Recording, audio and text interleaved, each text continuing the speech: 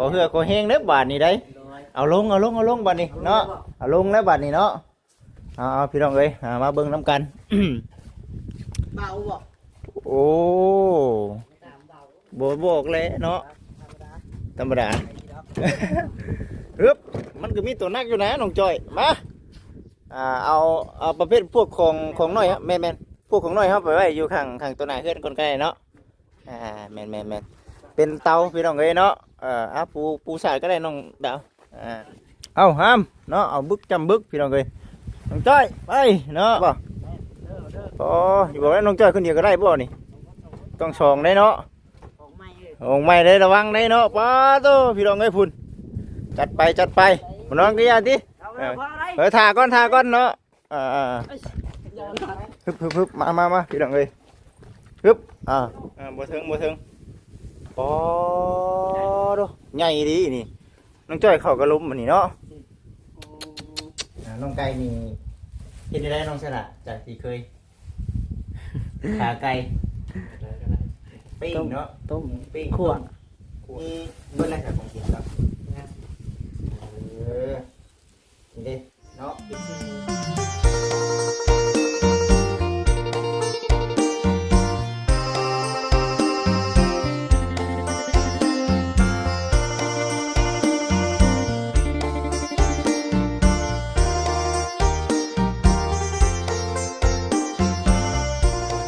พี่น้อง FC กราบทักทายสบายดีกราบสบายดีสวัสดี FC ทุกท่านเด้อพี่น้องเด้อพบพ่อกับบ่จิตคือเก่าอีกเช่นเคยเด้อพี่น้องเด้อเนาะสบายดีอยู่ดีมีแห้ง FC ทุกท่านเนาะผู้หลักผู้ใหญ่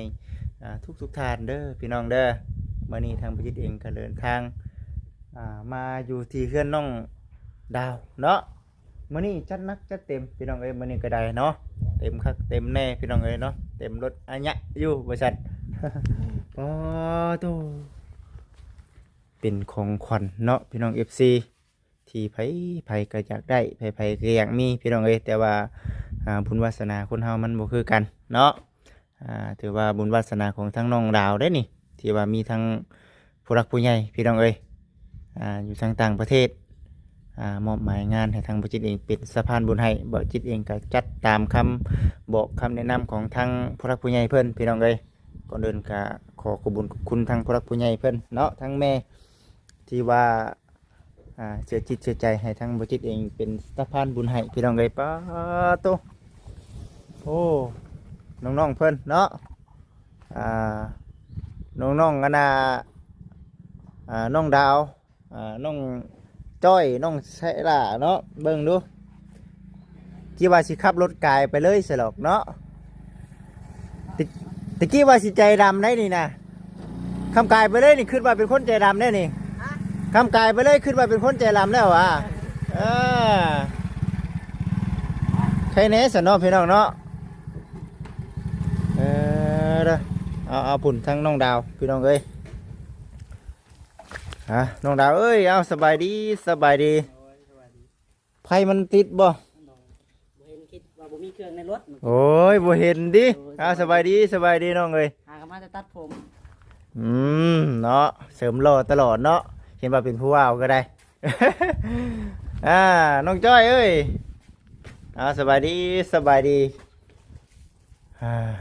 เอาถือว่ามื้อนี้ทั้งน้องดาวเพิ่นถือรางวัลอีกได้น้องเสลาเอ้ยมื้อนี้ได้เนาะโอ้เนาะเห็นมื้อนี้อยากได้อยู่บ่เห็นมื้อนี้อยากมีอยู่บ่แบบนี้โดยก็อยากได้แต่บ่ฮู้มันอะไรอย่างถามเบิ่งน้องนาจ้อยก็ได้เนาะน้องจ้อยน้องจ้อยมีน้องจ้อยคนเดียวนะบ่อยากได้นี่เนาะแทงน้ำน้องจ้อยเอาแทงน้ำคือเก่าเช่นเคยน้องผู้รักผู้ใหญ่เพิ่นซื้อให้ทั้งน้องดาวเนาะมื้อนี้ก็ได้ว่าเบิ่งว่าสิตั้งสิบ่เอิ้นใส่น้องๆนะก็สิว่านี่นะเห็นขับรถกายไปบ่เอิ้นใส่ดอกว่ากลับมาจับเจือพี่น้องเอ้ยเนาะกลับมาแล้วก็คือว่าได้บาทนี้ได้เนาะขอเหือขอแห้งได้บาทนี้ได้เอาลงบาทนี้เนาะเอาลงแล้วบาทนี้เนาะเอาพี่น้องเอ้ยมาเบิ่งน้ำกัน เบาบ่โอ้โบกเลยเนาะ ธรรมดา ฮึบมันก็มีตัวนักอยู่นะน้องจอยมาเอาประเภทพวกของน้อยฮะแม่นพวกของน้อยครับไปไว้อยู่ข้างตัวหน้าเพื่อนคนใกล้เนาะแม่นเป็นเตาพี่น้องเอ้ยเนาะปูสายก็ได้น้องดาวมีของไส้ของซอยป้าตัวหาหลายอย่างหลายแนวพี่น้อง FC เนาะผู้รักผู้ใหญ่เพิ่นเนาะถือว่าจัดให้เนาะป้าโพดโพอีดีพี่น้องเอ้ยเต็มรถเลยน้องเอ้ยมาแต่เช้าได้น่ะออกมาแต่เช้าเพื่อเวะหันเวะนี่โอ้ว่าถือว่ากุ้มมือเลยนะคิดว่าจะบ่ได้มาได้ มาอยู่น้องมาอยู่แม่นแม่นแม่นเบิดเลยน้องเอ้ยมื้อนี้น้องดาวฮับโชคคนเดียวนะมื้อนี้นะน้องดาวฮับโชคคนเดียวมื้อนี้บ่ได้เดี๋ยวเฮาจึงไปแนะนำเบิ่งว่ามีหยังนำแน่พี่น้องเอ้ยเด้อหอนยามให้ยามหน้าแล้วก็มีจกมีเสียมแล้วพี่น้องเอ้ยเนาะพี่แล้วนี่เนาะตัวที่สำคัญพี่น้องเอ้ยสำคัญเบิดเนาะสุอย่างน้องจ้อยนี่เฮ็ดได้ไรเด้เนาะใหญ่ไร1,000 ลิตรสุดยอด3,900,000พี่น้องเอ้ยเนาะเข้าขึ้นเอาเข้าไว้เข้าแม่นเนาะ เข้าก็แม่นอีกเนาะป้าเด้อตัดผมมารอให้ข่อยมายุกข้าวสารบ่ได้เนาะตั้งใจว่ามาได้สิอาบน้ำได้นี่เนาะงานเฮาปิดแล้วน้องอนาใช้อันละ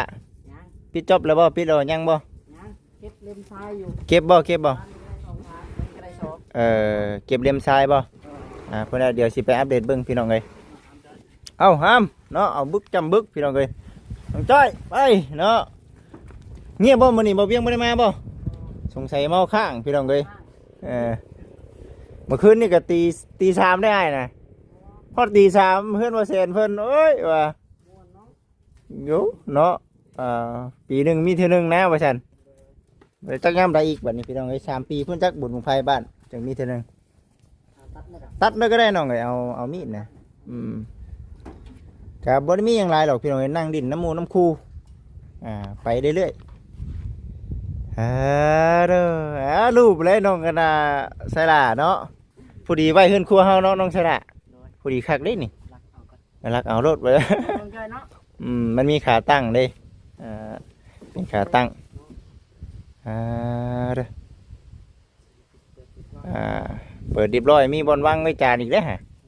คักเป็นยังนะไปอยู่ไปสวยใบจานคักดี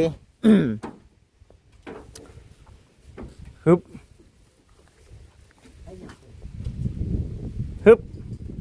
ได้ป่ะ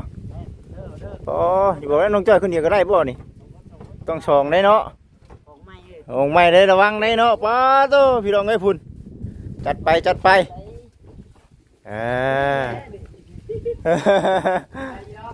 มันควบคู่กันได้น้องใช่ละควบคู่กับอ่างนั่งสวยได้น้ำเจ้านะอัดได้แม่นอัดมันไม่ได้เกี่ยวป่ะหรือว่าขึ้นนี่ชื่อป่ะป้าไปให้เจ้าของเพิ่นใครให้เบิ่งเนาะว่ามีอย่างน้ำแน่เด้อเบิ่งเด้อบาดนี้แท่งน้ำสุดใหญ่พี่น้องเอ้ยเนาะจักเต็มให้ป้าเด้อคือบ่นอนลงบ่นอนก็อย่าติถ่าก่อนเนาะฮึบมาพี่น้องเอ้ยฮึบโอ้ยมาเบาหนึ่งเหรอวะธรรมดาโอ้ยเนาะบางช่วงคือมันจะเป็นเล็กแค่มันเป็นอย่างนั้นเนาะของแท้พี่น้องเอ้ยเนาะคิดว่าเล็กได้ทีละคิดว่าเล็กดิอันนี้น่ะเฮาเก็บน้ำเฮิงชำใดมันบ่เป็นขี้ไข่เด้เนาะเป็นยางแบบเล็กเนาะคือของอ้ายก็ยังบ่จักเลยเนาะเบิ่งดูฮะยินเงินแน่น้องยินนี่เนาะแม่นบ่ยินบ่ดึงออกได้ลองเนาะเจ้าของมันดึงเองค่าเสียได้อยู่นี่น่ะแม่นบ่ดึงอะไรบ่ดึงเสียออกได้เนาะแม่นบ่น้องมั่นใจบ่เขาเปิดมันต้องเปิดนี่นะวะเนาะ อ้าวบ่กล้าแล้วนี่ ตั้งไงเอาน้ำใส่แล้วจ้ะ พูดที่ไหนชุบที่นี่ แม่น บ่แม่นสิ เนาะมาอะไรแล้วบ่จักคนเปิดบัดนี้เนาะ เปิดไม่ได้ไม่ใช่ ช่งสิแม่นนี่ใช่บ่เคยซื้อให้บ่ตาเพิ่นตะกี้ก็ ไข่แล้วเนาะ อืม งับไปเลย มันค่าได้น้องเอ้ยเนาะ มันขาด อย่า คือ ๆ แบบเป็นไรเป็นหลอก พอก่อน ไรหลอก เนาะ เราทำคนรู้จักปะเนาะ เออ ทำดิ หาโอ้มันเป็นล็อกนี่โอ้ยแม่นนี่เนาะนี่ เลย โอ้ยเฮ้ยพี่พ่อเอาลงสิอ่ะลงบ่ลองอึ๊บ อยากถึงไหมเนาะ บ่ถึงปอดูใหญ่ดีนี่น้องจ้อยเข้ากระลุมอันนี้เนาะเอานี่แบบนี้แล้วมันคักแบบคือหันเฮาใส่น่ะคือเฮือนอ้ายน่ะมันเป็นเฮาใส่หึงแล้วมันหยังก็ขี้ไข่น่ะตันหูแม่นตัวสีขาว เป็นยังเข้าไปเนาะ แม่นเป็นเท่าเนาะเอาไปมาน้ำฮอดบ่ไหลอันนี้บ่เป็นหยังอันนี้ไปยกขึ้นเนาะมันสิเป็นแบบกันคุ้มห้อนในเด้กันคุ้มห้อนแบบสิว่าจังไดล่ะเฮาก็บ่จักน้ำมันแต่ว่าส่วนมากเขาเจ้าใส่อันนี้หลายเขาเจ้านิยมใส่ของหยังนี่ก็เอามาจากไทยคือกันนะว่าน้องๆเนาะเฮาก็บ่จักแต่ว่ายี่ห้อนี้เขายอมรับว่าดีแน่นอนพี่น้องเอ้ยเด้อเอาพี่น้องเอ้ยเตรียมพร้อมเรียบร้อยนี่ย่างอยู่ได้นะน้องๆนี่ผลไม้เฮาผลไม้เฮาปัดบ้างฮึบ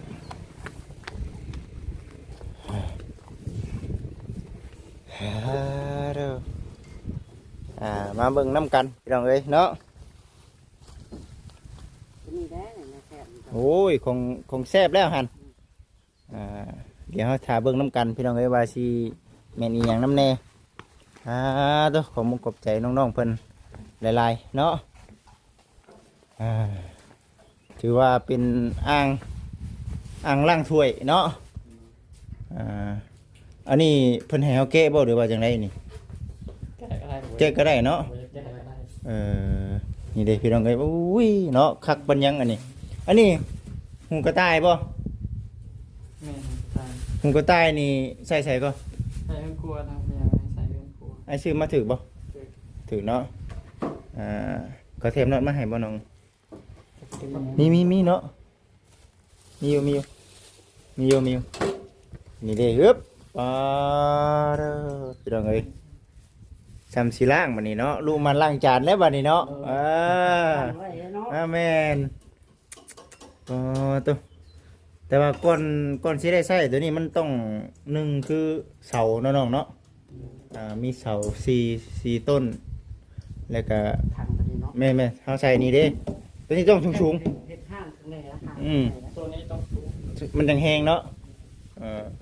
มันจังแฮงน้ำแน่พี่น้องเอ้ยแล้วก็จ้างช่างอีกได้เฮ็ดก็ได้มันเฮ็ดบ่ได้ดอกเฮ็ดผู้เดียวบ่ได้มันต้องช่าง มีเสาเนาะ แม่นมีเสา ข้างในบ่เขาเฮ็ดบ่รับประกันลง บ่แม่นง่ายเด้นี่เนาะเวลาน้ำมันเต็มนี่เนาะแม่นก็ต้องเสาหน้า15รถเนาะเสาหน้า15 4ต้นเอาไม้บ่หรือเอาปูนเลยในกลุ่มขึ้นเอาห้องน้ำหนักมันเด้ไม้บ่โอ้แบบนั้นก็ได้เนาะ ถ้าเป็นแป้งมันจะมันดอก เอาไม่เสร็จเลยติโอ้โมเมนต์ไม่เป็นติเนาะ มันแป้งเรา โอ้เอาไม่เส้นเดียงเลยแม่นบ่โอ้สั่นเอาไม่18เดียงไปเลยแม่นบ่โอ้นั่นแหละจังหวะอันนี้ก็เพื่อสิได้ใช้ตัวนี้ยันจักยามใด ต้นนั้นเท่าถ้าได้ตั้งก่อนแต่ก็เดินนี่ได้บัดนี้เดินท่อเนาะต่อใส่ห้องน้ำ ให้เยอะ ต่อใส่ของน้ำแน่บัดนี้ต่อใส่บอนอาบแน่ผักบัวโอ้ยคักขนาดนี้เด้บอนไว้อันนี้เด้อพี่น้องเด้อเนาะ ฟังถ้วย คักเนาะน้องฉลาดคักมันจะมีแบบตัวบ่มีก็มีแต่ว่ายันว่าอันนี้ยังว่าใครเฮาล้างได้มันไว้ถ้วยเลยเนาะมันก็สิคักอีกแบบนึงพี่น้องเอ้ย ดีใจน้องเด้อน้อง เอ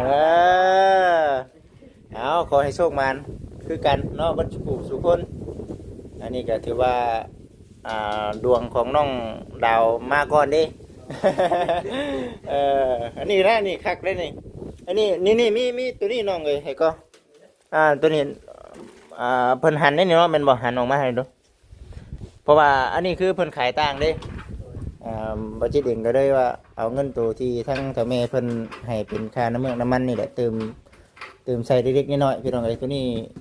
นี่สิอยู่ในประมาณ50,000แม่นบ่50,000มีบ่ราคาประมาณนั้นแหละพี่น้องเอ้ยมันหากระแสนี่แหละมันสิอยู่นี่แหละเนาะไม่งามใช่เนาะเพราะว่าของกะมันค่ะว่าเฮาบ่มีนี่มันบ่ได้เลยนี่เนาะเฮาบ่มีนี่บ่ได้พี่น้องเอ้ยงามก็เลยว่าเอ้า ต่อสาย เดี๋ยวน้องๆเพิ่นสิหาพากันไปหาชื่อนี่บ่แห้งอีกเนาะก็เลยว่าเอามาโตจาก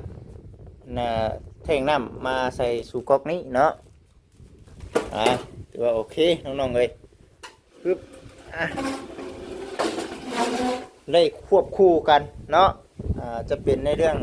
แท่งน้ำแล้วก็จะเป็นในเรื่อง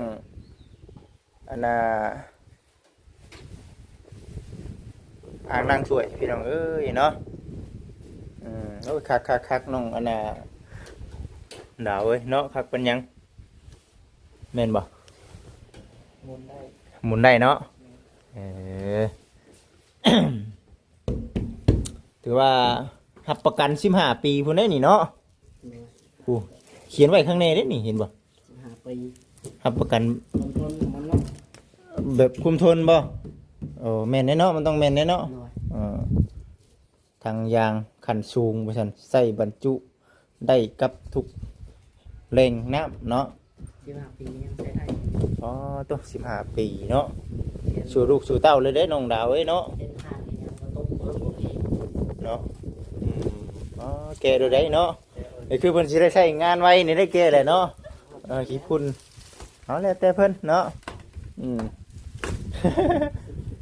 ก็มันก็บ่เปิด บ่เปื้อนเนาะมันเป็นสีนี่เนาะน้องเนาะ เป็นเท่า เป็นสีเทาแล้วก็มัน ฝุ่น กันอยู่แล้วเนาะ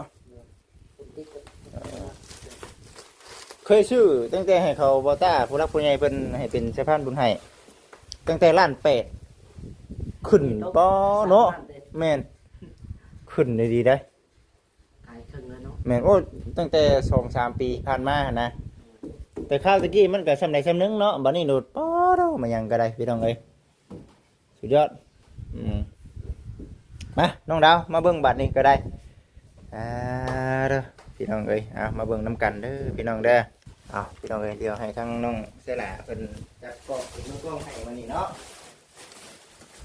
มีหยังนำแน่เนาะน้องดาวเฮามานี่หมักจุกเด้อพี่น้องเด้อเนาะเตรียมพร้อมได้ปั่นข้างในข้างหน้าเนาะน้องเสยหละ เลยคึมๆอยู่ฝนสิตกอยู่ดิ ตัวนักเขเนาะแม่เพิ่นสิจุกนี่ได้นี่ไงเตรียมพร้อมนี่ได้นี่ตัวเพิ่นเอาตัวน้อยมาให้บ่จิตแน่กับตัวนี่เนาะบ่จิตว่าเอาตัวใหญ่นี่แหละว่ะเพื่อใช้งานไว้ลุ้นเนาะ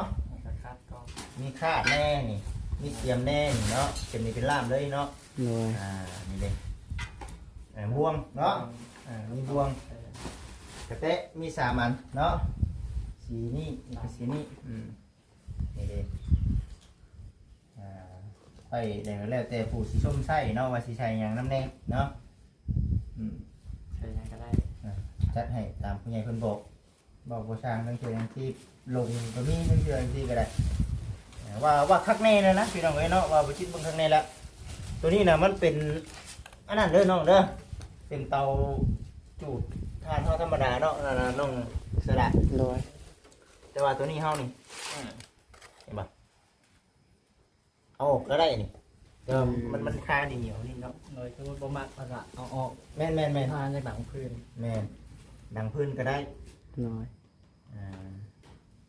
ต้องไปเนาะแต่ว่ามันฉุกเฉินดีเผาดีก็เคาะออกก็ได้แล้วนี่พี่น้องมันมีร่องอยู่เด้ โดยเขาออกตามกับติดใช่ไหม เนี่ยเขากันไว้นะเพื่อแบบว่าอย่างเพื่อเขาบ่มีทานเนาะ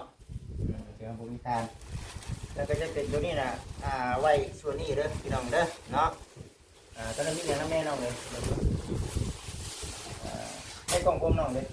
ได้ มาใช่เนาะจะมีกลับคืนเล็ตัวนี้ได้เนาะ เอาเมื่อหาเกของมาอีกพี่น้องเลย โดย คนไปบ่เมื่อวานนี่ บ่เฮ็ดเวียก ไปเรียกบ่ โดย ทำนี่เลย โดยบุกได้ซองผาวันนี้ เมื่อวานนี่ก็ยังบุกอยู่ดิ โดยมันนี่ก็ได้สอง วันนี้ก็เฮ็ดคือเรา โดยน้องลาแล้วผาหนึงแล้วลงไปตัดผมจักบ่ส่งกับบ่ถ้วยน้องถ้วยเพิ่นเฮ็ดจัก เดี๋ยวสิพา FC ไปอัปเดตเบิ่งพี่น้องเลย โด เนาะ ย โอ้มาเบิ่งนำกันว่าสิเป็นจังใดอัปเดตน้องๆเพิ่นก่อนอึ๊บมาพี่น้องเลยเป็นหมากเล่นน้ำแน่เด้อพี่น้องเด้อเนาะเล่นหมากหุ่งเหี่ยวเนาะโอ้ เอาน้ำมาตลาดเท่านี้แหละตัวนี้นะไปซื้อน้ำตลาดตัวนี้นะตัวปีกเป็ดนะบจิตบ่มีก็ได้เลาะซื้อตลาดเลยปีกเป็ดอยู่หันบ่มีแต่น้ำตลาดแต่บ่มีก็เลยหันมาเป็นน้องไก่เนาะ โดย น้องไก่นี่เห็นได้น้องสละจากที่เคยขาไก่ ได้ก็ได้ ปิ้งเนาะ ต้ม ปิ้ง คั่ว คั่วได้เบิดเนาะ โดยในเบิด ได้ เม เบิด นู ได้เบิด ทอดก็ได้ ผัดจิทอดจิหยัง ตัวนี้โชว์กันเด้อน้องดาวสองถุงเนาะนี่ก็กระลำเฮาน้ำแน่เนาะนี่เด้เทียบเนาะปึ๊บนี่เด้พี่น้องเอ้ยกระลำของอยู่ของกินเฮามีเบิดอะไรกับของกินครับนี่เด้เนาะเป็นชิ้นหมูพี่น้องเอ้ยเทียบเนาะของอยู่ของกินหมักนาวน้ำแน่พี่น้องเอ้ยคุณลูกชิ้นลูกชิ้นสองถุงเนาะ โดยเต็มกล่องโฟมเลยบาด เต็มกล่องโฟมเลย น้องนาลาวเอ้ยกินเนาะทำกินได้ขาไหมเออ กินให้มันอ้วนแน่เลยเนาะกินบ่ได้ก็ยังจ่อยอยู่ บอกคนมาให้อยู่เนาะ โดยเว้นอ้วนจักเทื่อ แม่นบ่จิตบ่เปลกใจดิคนมาให้ดิค่ะบ่ได้กินดิฉันว่ายาวพี่น้องเลยเอาไว้คืนตัวนี้เป็นอัวเนาะอัวนี่เบิ่งอัวนี่5 โลเด้อน้องเด้อแต่ว่า2 ถุงแต่ว่าตัวนี้น่ะ3 โลเนาะอึ๊บตัวนี้น่ะทั้งแม่เพิ่นปันไทยตัวนี้เนาะ โดย ให้ทั้งบ่คิดเองพี่น้องเอ้ยนี่เด้เดี๋ยวสิปันคู่กับน้องสละคิดนำกันเฮาเนาะเดี๋ยวสิเรียนกับน้องสละเฮาอันนี้ผู้ใหญ่เพิ่นให้ได้อตัวนี้เด้อ โดย แล้วก็เป็นอันนั้นองุ่นบ่มีองุ่นขาดตลาด โดย ก็ได้เอาเป็นเงาะแทนเนาะเงาะแล้วก็แอปเปิ้ลแล้วก็มะเกี้ยงเนาะซ้ำสิกินเนาะน้องใช่ละ โดย แล้วก็จะเป็นข้าวสารพี่น้องเอ้ย เขาก็มี ข้าวสารแน่บดเลยว่าเนาะผมมีนะพี่น้องเอ้ยเนาะว่าจุดคักจุดแน่เด้อนะ อย่าลืมบ่โอ้เครื่องลายมาผู้เดียวไหวมัน มาผู้เดียว อืม ถือว่า ปกติแล้วเนาะคนเครื่องผู้เดียว แม่มาแต่เช้าก็เลยแบบคอยขึ้นมาน้ำทางบัดนี้เอายังดิเนาะลืมยังบ่ จุดที่ค่ำเนาะ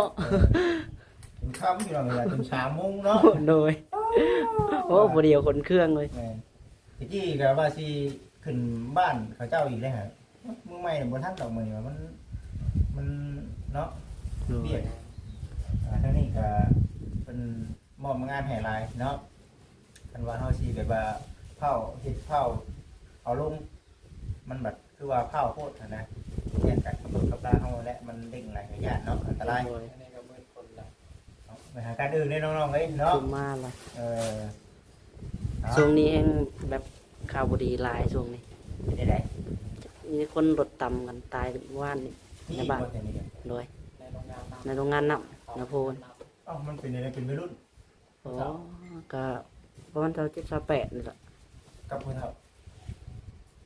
คือที่แม่นนะบ่ฮู้ รถจักรรถใหญ่ บ่จักเบิดสอง อ๋อ ตายผู้หนึงยังบ่ฮู้ไปโรงหมออยู่ ไวเติบได้เนาะ ก็สิไว้เติบแหละ ออกมาจากโรงงานน้ำบ่ ก็สิแม่นผู้หนึงออกมาจากโรงงานน้ำผู้หนึงแล้วแล่นซื้อขึ้นตรงกันมา เพราะว่าทางนั้นเป็นหนทางที่ว่าตรงเนาะน้องเนาะ โดย ผู้หนึงบัดสิออกมาแต่โรงงานนั่นแหละยันเบิ่งบ่คักเนาะ โดยฉันก็แล่นมาแต่แหวกเข้าโรงงานน้ำ เออ แล่นลงมาแต่เหนือ สิแหละพี่น้องเอ้ยเนาะความตายนี่พี่น้องเอ้ย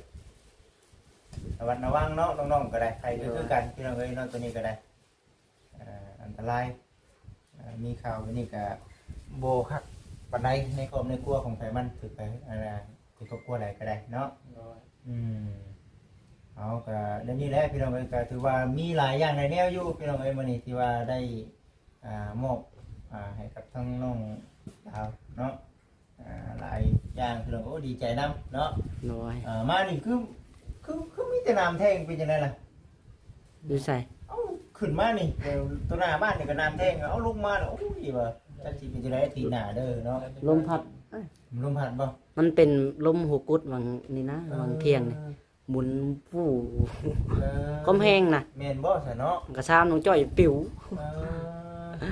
เอ้าบ่น้องๆเป็นจังได๋ มันอุ้มกระซ้ำขึ้นไปเลย เออ ฟังอะไรกูออกกระซ้ำอยู่วังเที่ยงนี่ อืม มาผ้านี่แหละลมหัวกุดนะ แถวนี้เนาะแม่เต็มบ่ได้น้องเอ้ยแถวนี้ แม่ผมมีแต่น้ำ แม่ ปิวเข้า นี่ มา ก็มีแต่น้ำน่ะ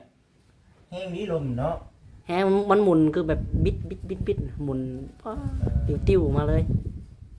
เอาเนาะมีแต่ว่าสิประมาณนี้ได้ซั่นมีแต่ให้ทั้งน้องดาวเนาะขอบคุณทั้งพระผู้ใหญ่เพิ่นเนาะอันนี้ก็จะเป็นในเรื่องทางเป็นพระผู้ใหญ่ท่านอื่นเนาะ โดย เป็นผู้ใหญ่ที่ก็เริ่มเข้ามาเป็นคิดเลขใช่เป็นแม่ใหม่เนาะของทางที่ว่าได้เข้ามาหาทางบจิตเนาะเป็นเห็นทางน้องเราวเพิ่นก็คิดว่าอยากสุดช่วย โดย ให้ทางน้องๆนี่บำรุงในเด้อว่าซั่นน่ะนะครั้งแรกก็ถือว่าจัดหนักจัดเต็มเลยเนาะว่าเอาซั่นนะ เนาะ เนาะ รุ่มแล้ว ได้แบบนี้เนาะญาติได้แบบนี้เนาะ โดย เอาน้องกันนะดาวขอบคุณทั้งแม่เพิ่นนี่เด้อเนาะ ขอบคุณเด้อทั้งแม่ที่ซื้อเครื่องให้ในวันนี้ซื้อคนอยู่คนกินแล้วก็เข้าให้ทั้งลูกขอให้แม่สุขภาพร่างกายแข็งแรงทั้งแม่เป็นลูกที่หนึ่งขอให้ครับคืนหาแม่ละเท่าถ้าแม่ทำธุรกิจในการค้าการขายให้แม่เริ่มรุ่งเรืองไปข้างหน้าได้ป้า สาธุสา ข ธุ อบใจทั้งอายได้ที่นำเสียงขอมาให้ขอให้อายการค้าการขายจะได้ไปข้างหน้าได้ขอให้ธุรกิจราบรื่นไปข้างหน้าป้า สาธุสาธุเอาเนาะอยู่ดีไม่แห้งคือกันของน้ำเฮาเดียวเรียบร้อย เป็นประมาณนั้น ยังแต่ประมาณเดียวสิไปที่ไปเบิ่งน้องดาวเนาะน้องใช่ละมาหน่อยมาขอมุกขอบใจน้องใช่ละได้ลายพี่ดองเลยเนาะไปซะเดี๋ยวเดี๋ยวพา FC เข้าไปก่อนไปเรียบร้อยเนาะไปอาบน้ำมาในก่อนบัดนี้ไปเนาะเดี๋ยวสิไปอัปเดตมาเบิ่งห้องน้ำของในทั้งน้องดาวเพิ่นเนาะตั้งแต่อัปเดตแล้วบ่จิตเองยังบ่ได้เข้าไปเบิ่งแต่ว่าในเรื่องไม้นี่สั่งพูดกับเมาข้างคือกันว่าสั่งพูดกันเนาะบ่เพื่อนเราบ่ได้เฮ็ดได้เดี๋ยวนี้เนาะแม่นๆยังเนาะยังบ่ได้เฮ็ดเนาะยันว่าเราหรือว่าเราย่างเวียกทางอื่นบ่เนาะผู้ใดพี่น้อง FC เดี๋ยวจังได๋ก็คือว่าก็มีทั้งFC อยู่ว่าโอ้บ่จิตเอ้ยบ่ซั่นวอนพระผู้ใหญ่ช่วยทั้งสั่งพูดกับเอ้ยคำเพิ่นเด้อผู้ช่วยเด้อว่าซั่นบ่จิตน่ะได้ใดก็ได้พี่น้องเนาะสุดแล้วแต่ทางผู้รักผู้ใหญ่เพิ่นคือเห็นเนาะเพิ่นอยากให้เป็นสะพานบุญให้ทางบ่จิตเองยินดีเสมอก็เห็นทั้งอ้ายเพิ่นเอ้ยเพิ่นก็บุกเวียกบุกงานได้ดีดอได้นั่นก็ได้ก็มามีผู้รักผู้ใหญ่ช่วยก็เอาบ่จิตเองก็สิทำตามหน้าที่เฮ็ดตามผู้รักผู้ใหญ่เพิ่นบอกเนาะอันนี้ก็เพิ่นอาจสิค่าเวียกค่างานบ่หรือว่าจังไดก็จนกลัวเพิ่นสิมาพุ่นแหละ กะตัวนี้ก็จะเป็นในเรื่องส่วนตัวนี้เนาะ FC เอ้ยในเรื่องตัวนี้ก็เป็นบอนเฮือนครัวเนาะบอนเฮือนครัวได้เนาะแล้วหน้าน่ะเรียกคักแน่แล้วเนาะจักให้ก็3ให้ชำสีดำเนาะชำสีได้เขาเลยแน่เนาะจะอู้งานอยู่ใส่ดิเอาเสยเนาะเตรียมพร้อมเฮาเสยเนาะหัวหน้าเพิ่นเรียกได้ฮะอู้งานบ่ได้เด้เนาะป้าสัน FC เดียวสิเข้ามาในเบิ่งนี่แล้วก็สิพา FC ไปเบิ่งบ้านน้องถ้วยทองเนาะแล้วก็สิเป็นประเภทพวกของนะคือสิให้ทั้งน้องลาวเพิ่นเอาเขามาไว้เนาะถือว่าเป็นสิ่งของที่ผู้รักผู้ใหญ่เนาะเพิ่นชดช่วยเบิดทุกสิ่งทุกอย่างพี่น้องเนาะขอบุญขอบคุณหลายๆเด้อเนาะปึ๊บ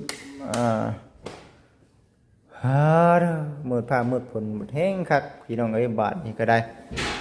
เฮือนชั้นนั้นเป็นนี่ก็โล่งอยู่เด้เนาะของเพิ่นยังบ่ได้หกเด้แล้วก็จะเป็นในเรื่องนี่แหละพี่น้องเอ้ย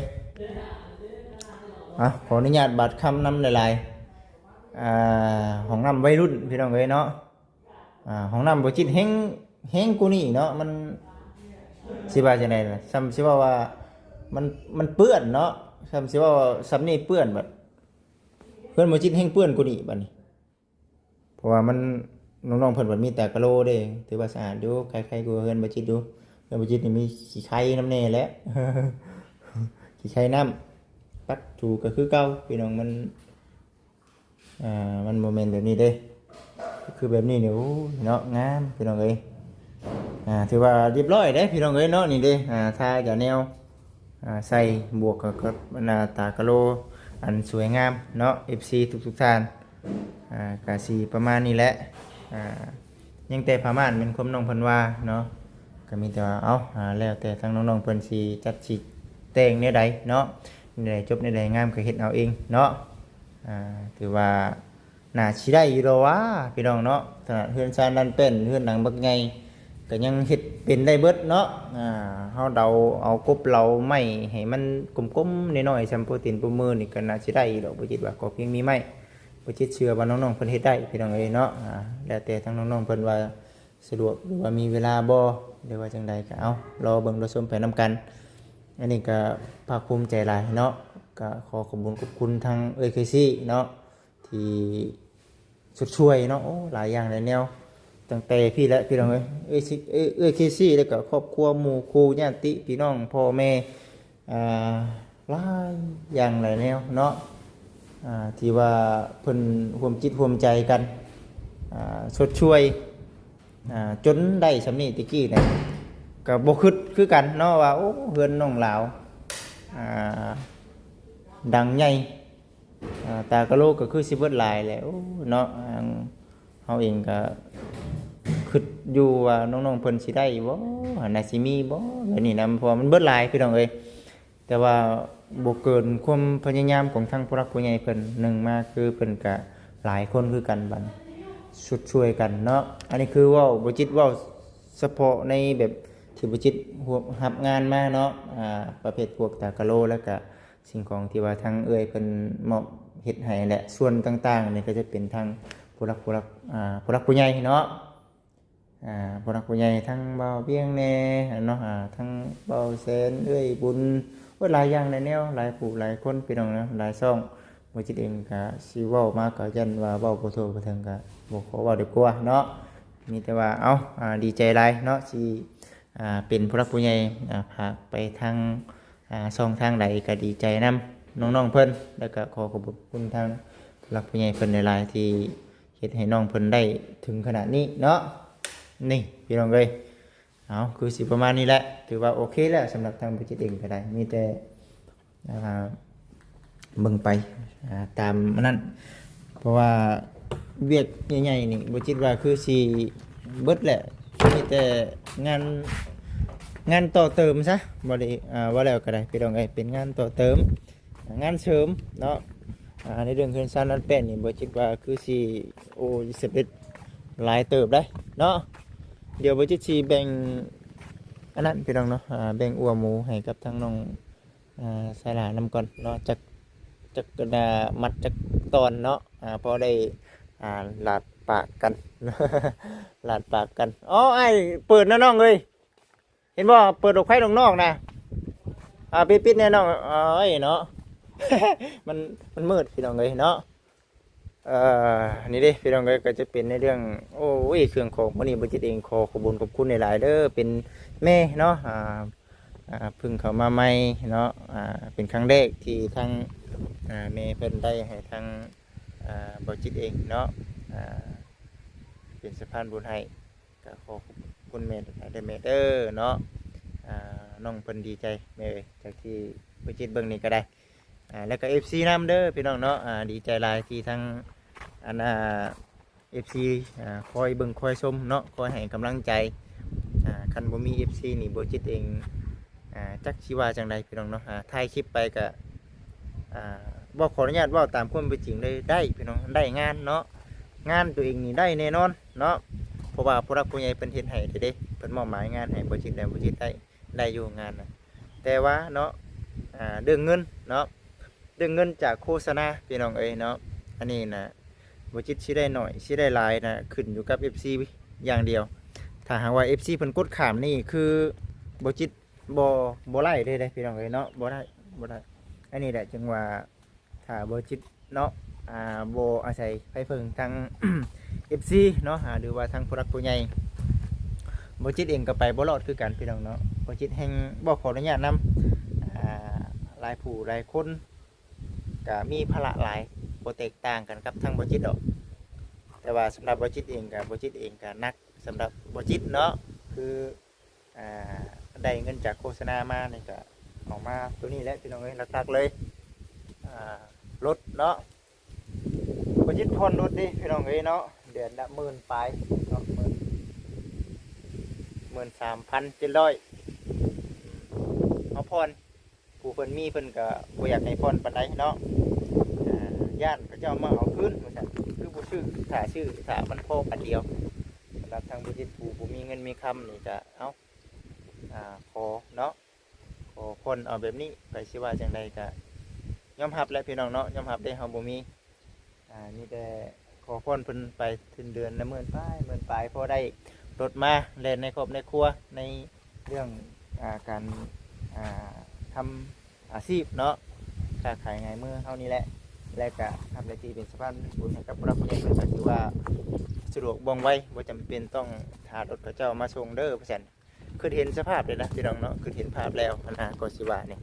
เอาโอเคพ่อแม่พี่น้องเอ้ยจังไดก็ดีใจนำน้องๆเพิ่นเด้อแล้วก็ขอขอบคุณผู้รักผู้ใหญ่หลายๆ